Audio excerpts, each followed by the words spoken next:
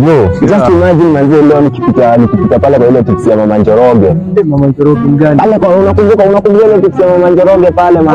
Ule friend mwenye mtoto wake anapakana. Basi mtu mwenye analianga sana kwanza huyo mtu. Mazini nimepata ile mtu yake kilia hapa alafu Mama Njoroge mazini Kenya anamwambia.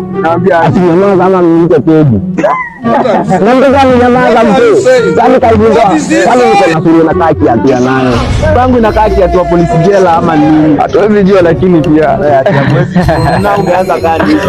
si nikuongea fact lakini usikie familia inakwanga na nuks bana. Unaniambia ni sisi. Usikie nilipatana na ninio na huyu mtoto wake mkubwa anaitwa nani huyu?